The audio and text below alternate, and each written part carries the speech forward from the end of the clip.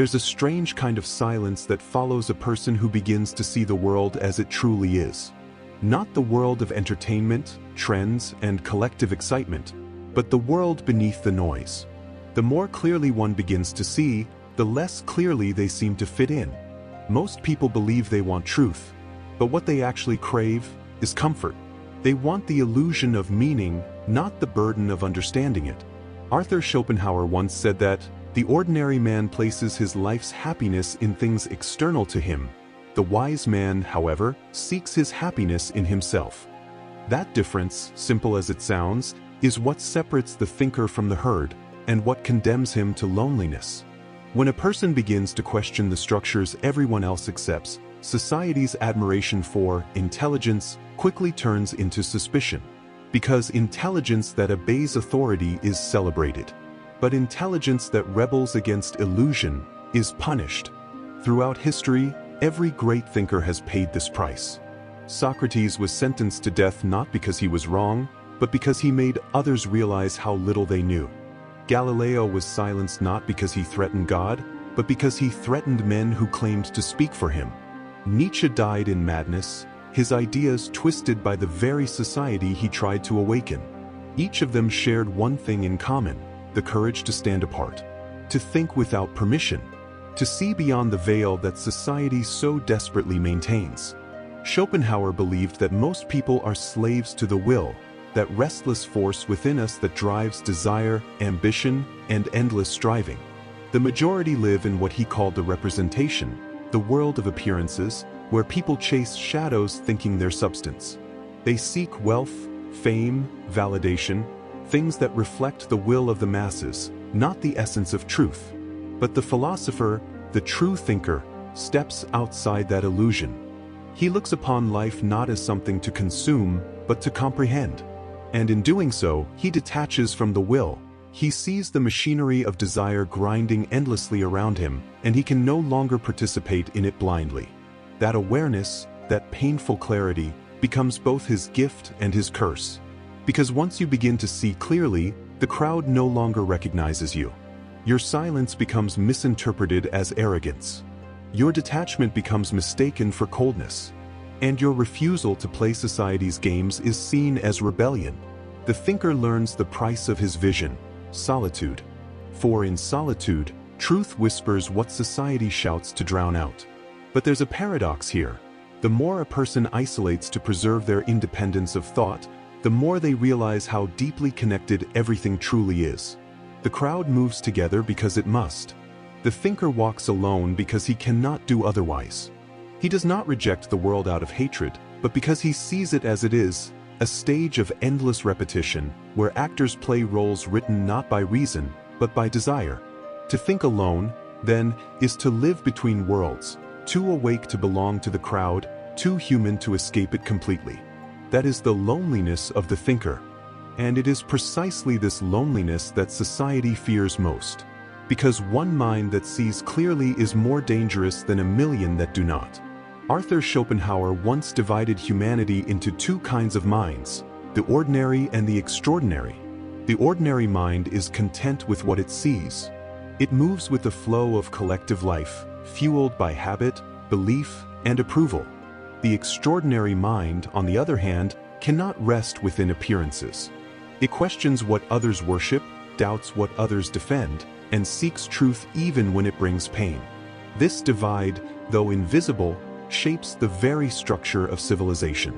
Because the majority, the ordinary, create the rules of social life.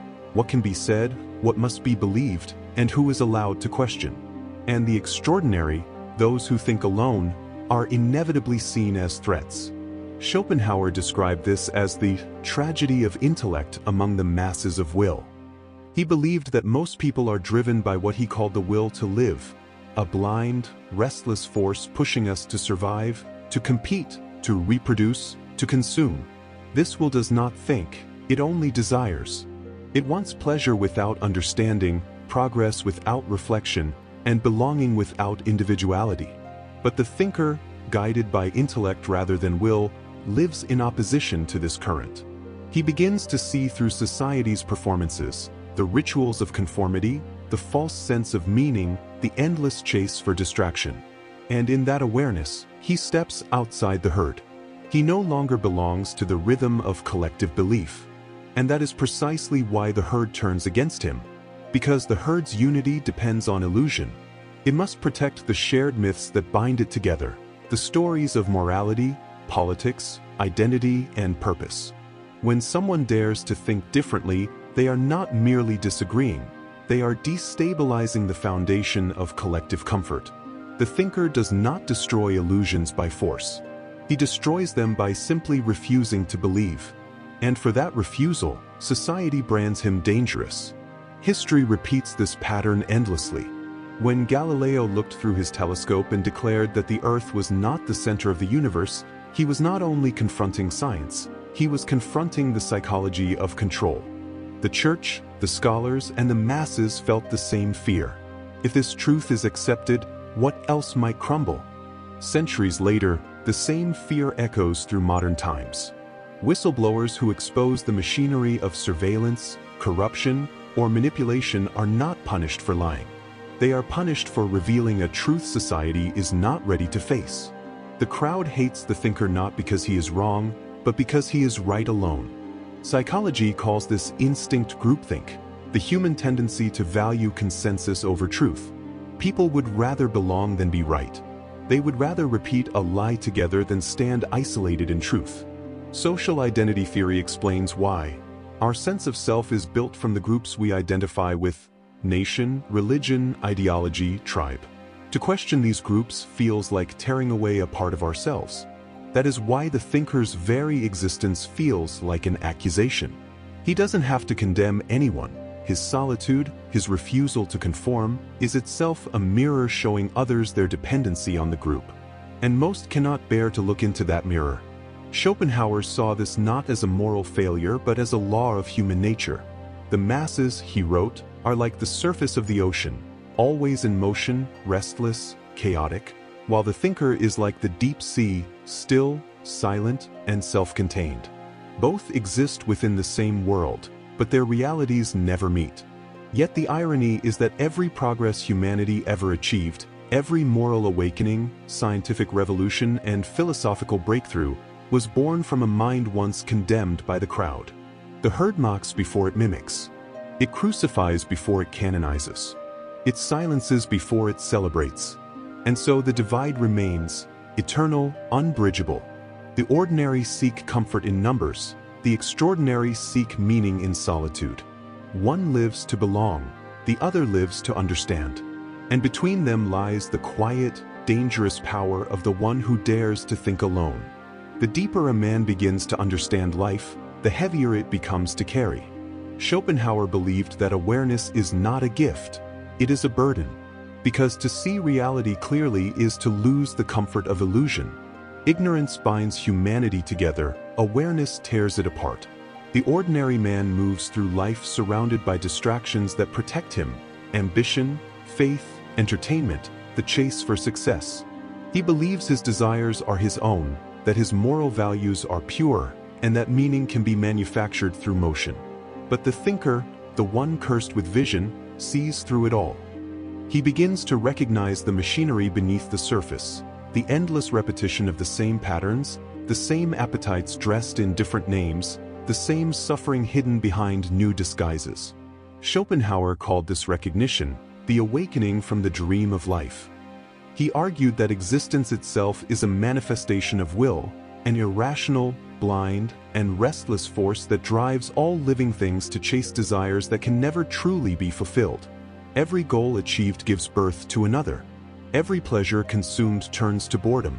Every satisfaction is temporary, because the will, that inner hunger, never stops craving. And once the thinker sees this truth, he can never unsee it. That is why awareness isolates. The philosopher becomes a stranger among men, not because he wishes to be different, but because he can no longer pretend to be the same. He sees that the laughter of the crowd hides despair. He hears the applause of success echoing with emptiness. He watches men destroy each other for illusions, status, wealth, love, none of which can silence the restlessness within. Knowledge expands suffering because it strips life of its anesthesia. What most call purpose, the philosopher sees as distraction. What others worship as progress, he recognizes as a more efficient cycle of will. And so he withdraws, not out of arrogance but necessity. He retreats into solitude, not to escape the world, but to survive the clarity that the world cannot bear. Schopenhauer was not alone in this realization. Centuries later, Kierkegaard would write that the crowd is untruth, warning that true faith and individuality can only exist in isolation. Camus, too, would echo this in his philosophy of the absurd, that man's awareness of meaninglessness is both his torment and his liberation. To see clearly is to stand outside the comfort of lies. To think deeply is to walk alone. This is the paradox of the awakened mind. The more it understands humanity, the less it feels human. It observes society like a stage play, knowing the ending before the actors do. It sees through power, love, and morality, realizing they are often masks worn by the will to survive. And with every mask that falls, the thinker grows lonelier. But in that loneliness lies transcendence. Because to stand apart from illusion is not defeat, it is rebellion. It is the refusal to let the noise of the crowd drown out the silence of truth. It is the courage to bear the unbearable, to live without the comfort of lies, yet still continue to think, to question, to endure. Schopenhauer's pessimist may look like a man in despair, but beneath the surface he holds something the world cannot touch. A kind of freedom that comes only when one stops pretending that ignorance is bliss. Awareness isolates, yes, but it also purifies. It cuts away the illusions that enslave others. It leaves behind only what is real. And that is why the thinker walks alone, not as a victim of solitude, but as its master. For he knows that truth is not meant to comfort the mind, but to awaken it. And awakening, by its very nature, is a lonely act. We live in an age where silence has become a crime, where stillness is mistaken for emptiness. And solitude, once the domain of philosophers, mystics, and visionaries, has been rebranded as loneliness, depression, or social failure. Schopenhauer wrote in the 19th century that solitude is the fate of all superior minds. He believed that the more a person detaches from the illusions of the world, the more he becomes a threat to it. And in the 21st century, that truth has never been more relevant. Because today, solitude is not just misunderstood, it's punished. We have built a civilization addicted to noise. Every silence must be filled, every thought must be posted, every opinion must join the swarm. In this new digital ecosystem, reflection is no longer rewarded, reaction is. Algorithms feed on impulsivity, outrage, and conformity. They thrive on predictability, on patterns of thought that can be quantified, shaped, and sold. And the one who steps back from this, the one who refuses to participate, becomes invisible. Worse, he becomes suspicious. The silent individual, the one who does not post, tweet, or engage, is now perceived as withholding something. His lack of visibility becomes a kind of defiance. In a world where attention is currency, his refusal to trade in it feels like rebellion. He cannot be categorized, analyzed, or easily controlled, and that makes him dangerous. Society now fears those who think alone not because they are wrong, but because they are unpredictable. A person who thinks for himself does not fit into the algorithm. He cannot be programmed to react on cue. He does not seek validation from the collective, and so the collective rejects him. This is the modern cage, a prison built not of walls, but of constant connectivity. The illusion of freedom through communication masks the deeper truth that we have chained ourselves to an endless loop of digital affirmation. We no longer think to understand, we think to be seen thinking. We no longer express to communicate, we express to exist. And those who choose not to participate are treated as if they've disappeared from reality itself. Throughout history, the crowd has always mistrusted the solitary mind. But today, that mistrust has become institutionalized. Social systems reward conformity and punish deviation. In workplaces, schools, and even friendships, silence is treated as guilt, as if speaking less implies you have something to hide. The digital self, loud, curated, performative, has replaced the inner self. And those who protect that inner space are now labeled as antisocial, arrogant, or detached. Yet, the irony is this: the more disconnected one becomes from the noise, the more connected one becomes to truth. Because truth has never been found in the crowd. It has always been discovered in silence, in the spaces where no one is watching, where thought is not performance but revelation. Look at the figures who embody this solitude today. The artists who vanish between projects, the writers who delete their social media accounts, the thinkers who refuse interviews, the philosophical creators who speak not to please but to provoke. They are mocked, misunderstood, and often isolated. But through that isolation, they regain something the world has lost: authenticity. They live without applause. They create without permission. And in doing so, they expose the rest of us, trapped in the modern cage, mistaking our constant connectivity for freedom. The digital world has inverted the very meaning of silence.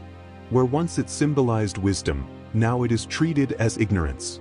Where once it was power, now it is seen as weakness. But those who still choose silence, who still guard their solitude, hold an ancient kind of strength, the kind that Schopenhauer, Nietzsche, and all who came before understood deeply. Because when the world grows loud enough to drown thought itself, the act of thinking alone becomes revolutionary. Society fears the thinker not because he stands apart, but because his solitude reveals how hollow the crowd truly is. He is not chained by likes, trends, or applause. He lives in a realm beyond manipulation, and that is the one thing a world built on control cannot tolerate. So the punishment of solitude continues. But for those who endure it, it ceases to be a punishment at all. It becomes liberation, the last refuge of authenticity in a civilization addicted to noise. The crowd may fear him, the system may silence him, but the thinker remains untouchable, because no algorithm can reach the mind that has learned to live without validation. There comes a point in every thinker's life when the noise of the world grows unbearable. Not because the world has grown louder, but because the mind has grown more awake. What once sounded like music now feels like static. What once passed as wisdom now reveals itself as vanity. In that moment, the soul begins its silent rebellion, not through protest, but through withdrawal. Arthur Schopenhauer called this withdrawal the art of inner freedom, the liberation from illusion through solitude. He did not see isolation as tragedy, but as triumph. To him, solitude was not loneliness, it was clarity. It was the point where the individual stops seeking applause and begins seeking truth. A man can be himself, he wrote, only so long as he is alone, and if he does not love solitude, he will not love freedom.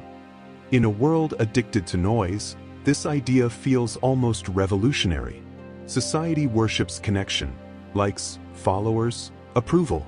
But the more a person becomes visible, the more they become enslaved to perception. The crowd's gaze becomes a prison, its silence a threat. Schopenhauer understood this deeply. He saw how people live not to be, but to seem, constantly adjusting themselves to match the expectations of others. The thinker, however, chooses another path. He retreats inward, not to escape life, but to live it fully, to experience the rarest form of wealth, the freedom of one's own mind. This inner withdrawal does not mean abandoning the world, but transcending its grip. It is a discipline, a sacred act of turning the gaze inward to study the architecture of one's own thoughts. Here lies the bridge between Schopenhauer's philosophy and the teachings of the Stoics and Buddhists. For the Stoic, detachment was strength. For the Buddhist, stillness was enlightenment. Schopenhauer united both ideas, the intellect of the West with the serenity of the East, to show that peace is not found in possession, but in perception. To think alone is to resist the tyranny of validation. It is to understand that most people do not live, they merely react. They move according to the opinions of others, never realizing that their emotions are rented property. Schopenhauer's wisdom invites one to reclaim ownership of the self, to walk into solitude not as an exile, but as an emperor returning to his true domain. In this silence, the mind becomes its own companion.